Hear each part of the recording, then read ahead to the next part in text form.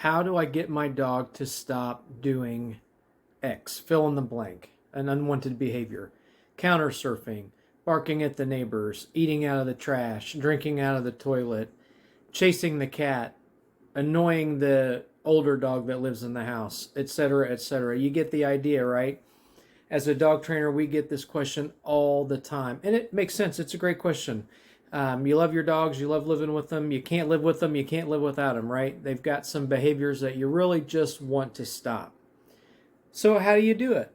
Well, the short answer is you don't address any one particular bad behavior in and of itself without providing a comprehensive training program where the dog knows a few primary things. Number one, the dog has to know what is it that you want from them?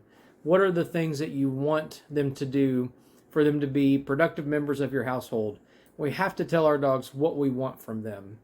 The second thing, after we've done that, after we've shown them what we do want from them, we also have to be teaching them how to play, how to have fun, how to be a kid in the way of a dog, and how to enrich themselves so they're not bored. Problem behavior is a result of a few different things: boredom, confusion, lack of clarity, and sometimes genetics. Folks will say, well, I've got a healer, I've got a terrier, I've got this, I've got that. Their nose gets them in trouble. We hear that a lot, and there's certainly a genetic aspect to it. But usually it's boredom, lack of clarity or understanding on what to do, and freedom, too much freedom, and too much access to things that get them in trouble. So, to address these problem behaviors, first, we have to tell them and teach them all the things that we want them to do. We have to make sure that we are respecting the dog that we have, and we know their genetic tendencies, and we know their personality, and we know who they are, and we're making sure that their lives are enriched and they're not bored to death. We need to make sure we're not confusing them. So if you've got an issue like counter surfing, if that's a problem in your house, then you shouldn't be feeding them food off the table. And maybe you're not and they're still counter surfing, but we have to just make sure that there isn't something in your relationship with them that's confusing for them.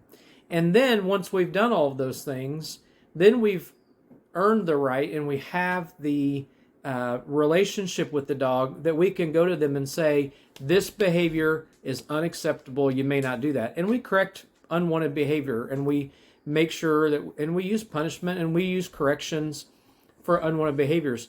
But the thing that I want you to know about that is that we do it fairly.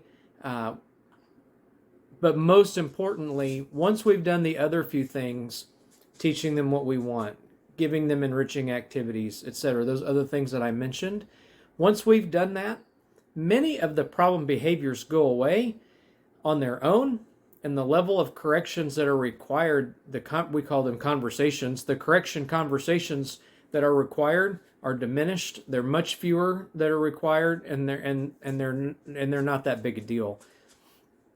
So I would encourage you, if you have problem behaviors that you're dealing with, that you don't try and tackle them head on first.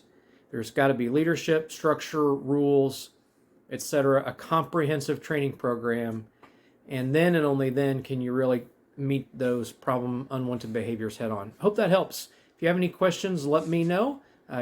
I'll put some information here on the screen so you know how to find me, and I'd be happy to help. Hope you have fun training and taking care of your dogs. See you.